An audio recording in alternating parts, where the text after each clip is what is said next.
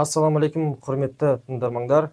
Бүгінгі студия қонағымыз 7 жыл бойы Мысыр елінде білім алып, әлемге танымал Аль-Асқар университетінің түлегі Енбеков Дәуренбек келіп отыр.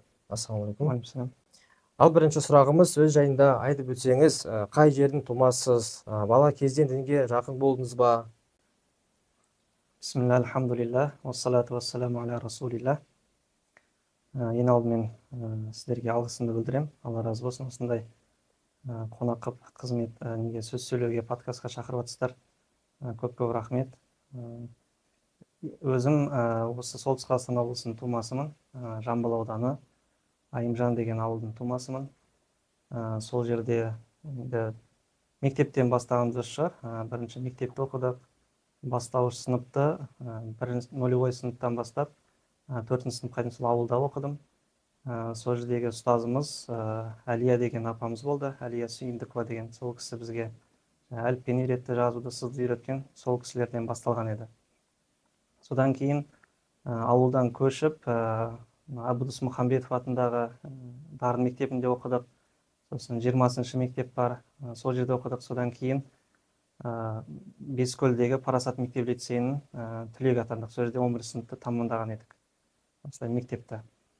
Одан кейін осы 2014 жылы оқуымызды аяқтап, Астанадағы медресе колледжіне түстік. Ол жерде 3 жыл оқыдық. Содан кейін 2017 жылы бітіріп, диплом алдық. Содан кейін осы Қызылжар орталық мешітінде азаншы болып, бір 3-4 айдай қызмет жасадым. Сосын мүмкіндік туды, сол шетелге бару. Бізге хабар келді, емтихан тапсыру арқылы сол Мысырдағы Каир қаласындағы Аль-Асқар университетіне түсуге мүмкіндік болды бізге. Сосын сол мүмкіндікті пайдаланып, сол жаққа барып оқуға түстік. Ол жерде де бізде емтихан алды, сол бастауыш деңгейден бастап оқыдық. Бізге арнайы жаңағы шәкіртақысы бөлінді, жатақханасы бар, барлығы тегін түрде болды. Өйткені біз Қазақстаннан заңды түрде бардық та. Сыртқы істер министрлігі араласты, жаңа діни агентство бар, діни басқарма бар. Барлығы құжат жағынан бізге баршасы жан-жағынан көмектесіп, құжаттарымызды дұрыстап, солай бізге шетелге оқуға жіберген еді Қазақстан атынан заңды түрде. Енді сол жақта Аллаға шүкір қазір оқуымызды аяқтап, қазір Алла жолында қызмет жасап жатқан жайымыз бар. Сонда Аль-Асқарға бірінші рет келген кезде өзіңіз қалай сезім болды? Бірінші маған сезім, ол жерде анаммен тұрдым, сол анамды тастап кету маған қиын болды. Өйткені әке-шешем ажырасқан еді, мамам қалада тұрды, әкем ауылда. Сол жағынан кішкене қиындау болды. Барған кезде барлығы жақсы қарсы алып, енді басында үйрене алмадық. Барлық қазақтар жақсы қарсы алып, дастархан жайып, арнайы көмектесті, құжат жағынан болсын, сабақ жағынан болсын. Басында үй жақты кішкене сағынып, сондай кішкенелер болды. Сосын кейін үйреніп кеттік. Біз сол жаққа барған кезде жақсы қарсы алды барлық қазақтар. Отбасылық өмірді қалай үйлестірдіңіз? Басында мен шетелге оқуға шыққан кезде бойдақ болып бардым Мысыр еліне. Сол жақта бір 2-3 жылдай бойдақ болып оқыдым. Сосын үйреніп алғаннан кейін, сол жаққа сіңіскеннен кейін 2021 жылы осында Қазақстанға өзіміздің отанымызға келіп, отбасын құрдым. Арнайы осы жаққа елге келіп, оқып жүріп, осы жақта демалыс күндерді пайдаланып, жаз кезінде үйленіп, сосын қайтадан отбасы болып, әйелмен сол жақта оқуымды қайтадан жалғастырдым. Сол жерде балалы шағалы болдық. Қазіргі таңда 2 балам бар. Олар да 2 балам сол Мысырда дүниеге келген. Сол жақта оқу болса да отбасы болып оқыдық шамамыз келгенше. Сол жерде отбасылық жатақхана болды ма әлде қалай? Жоқ, ол жерде жатақхана тек қана бойдақтарға ғана беріледі. Аль-Асқардың жатақханасы бар үлкен. Бірақ ол жерде бойдақтар ғана тұра алады. Ал үйленгендер, балалары барлар, олар бөлек өздері жаңағы пәтер жалдап ай сайын сондай шетте тұрды, басқа жақтарда тұрады. Басқа жақта тұрған дегенде өзіміздің қазақтар жиналған, шоғырланған аудан бар, мысалы 8-ші аудан, 7-ші аудан деген секілді. Сол қазақтар қай жерде көп шоғырланған, сол жерде отбасы, семейный адамдар сол жақта бәріміз тұрдық. Жақсы. Жақында елімізде рухани келісім күні болды, және де әлемдік және дәстүрлі діндер лидерлерінің съезі өтті. Бұл біздің қоғамдағы толеранттылық пен өзара түсіністіктің маңызы еске салатын маңызды оқиғалар. Сол тұрғыдан Мысырдағы рухани ахуал қандай? Онда басқа дін өкілдеріне көзқарасы қалай? Енді Мысыр елінің рухани деңгейі енді әлдеқайда бізден қарағанда жоғары. Өйткені олардың кішкентай балаларынан бастап, балабақшадан бастап, мысалы, Құран жаттатқызады, хадис жаттатқызады деген секілді деңгейлері олардікі әлдеқайда жоғары. Енді ол жақта тек қана мұсылмандар ғана емес, басқа дін өкілдері бар, мысалы, христиандар бар, өздерінің христиандардың жеке орналасқан, шоғырланған бір нелері де бар, аудандары да бар. Барлығы тату-тәтті өмір сүріп жатыр, тек қана мұсылмандар ғана емес, христиандар да бар, өздерінің шіркеулері бар, өздері емін-еркін кіріп шығып шіркеулеріне құлшылықтарын жасайды, Мгм. басқа дін өкілдері болса да. Бірақ көбісі, көп халық, яғни мұсылмандар. Жақсы. Әрине шетелде оқу тек дәріс тыңдап кітап оқу емес, ол сынақ, жауапкершілік және үлкен өмірлік тәжірибе.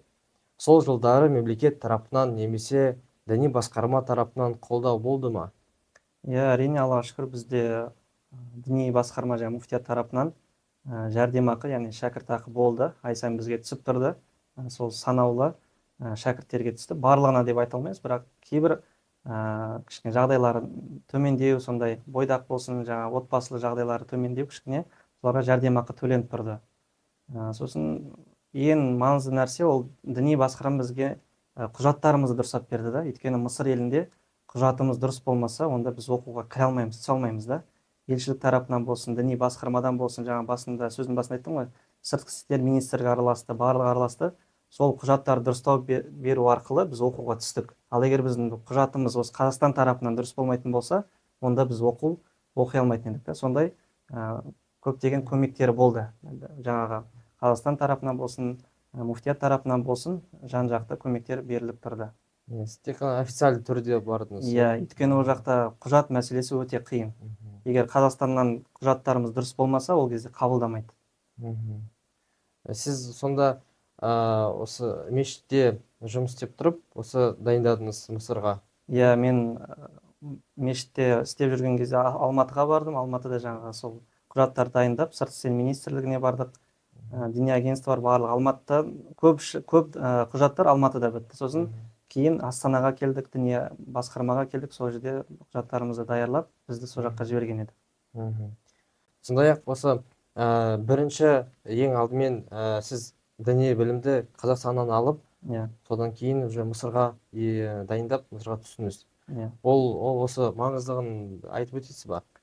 Ол айтып отқан нәрсе өте маңызды нәрсе, өйткені діни білім деген бірінші өзіміздің отанымызда, Қазақстан отанымызда алынған дұрыс болады.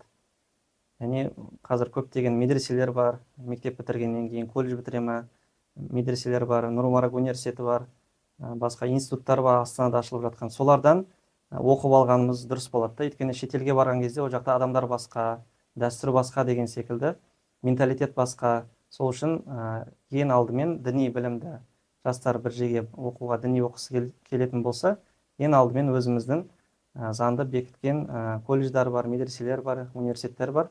Соларды бітіріп, содан кейін барып ойланса болады. Ең алдымен сол медресе немесе университеттерімізді бітіріп алғанымыз дұрыс болады. Шетелге шықпастан алдын. Сонда оқуды аяқтап елге оралғанда сізді қалай қарсы алды? Бейімделу қиын болды ма? Жоқ, біз бұл жаққа асыға келеміз ғой, сағынып келеміз Қазақстан. Өйткені ол шетел болғаннан кейін Қазақстанды сағынамыз. Өзіміздің туып өскен жеріміз, отанымыз, ол қандай бір мемлекет болса да өзінің бәрі отанына жетпейді, туып өскен жеріне. Үйдегілер баршасы, ата-аналарымыз болсын, туған туысқандарымыз барлығы қуанып, оқу бітті деген кезде. Өйткені біздің оқуымыз ұзақ болды, кішкене бойдақ болып бардық, сосын үйленіп кеттік. Одан үйленіп барғаннан кейін уайым одан сайын артты да, үйдегі туысқандар. Өйткені бала-шағамен кеттік ол жаққа. Үйленгеннен кейін уайым екі есе артты. Өзім бар, әйелім бар, балаларым бар деген секілді қорқыныш одан сайын артты. Әке-шешемнің қорқынышы. Сол келген кезде, оқуды бітіріп келген кезде барлығы қуанып, жақсы қарсы алды. Аллаға шүкір. Болатын болса, ең алдымен діни білім алғысы келетін шәкірттерге, ең алдымен мектеп жасындағы балалар болсын, мешітке келіп бастаған дұрыс та. Мешітте сабақтар жүреді, Қазақстанның кез келген мешіттерінде, кез келген мешіт діни шариғи сабақтар береді. Жаңа араб тілінің әліппесінен бастап шариғи фиқ, ақида деген секілді сабақтар күнделікті жүргізіледі. Яғни мектеп жасындағы балаларға, яғни бірінші мешіттен бастаған дұрыс болады да. Одан кейін барып мектепті бітіріп, егер тағы да ары терең оқимын десе, діни шариғи білім оқимын дейтін болса, онда жаңа жоғарыда айтқандай медреселеріміз бар, соларға түскеніміз абзал болады. Енді көпшілік жастар дұрыс, ол шетелге барғысы келеді, ол жақта жаңа нәрсе үйренемін деп ойлайды, бірақ ең алдымен жастарға айтатынымыз, бірінші өзіміздің мешіттеріміз бар, медреселер бар, университеттер бар, солардан бітіріп, содан кейін ойланса болады да. Ең алдымен өзіміздің отанымыздан білім алып алғанымыз дұрыс болады.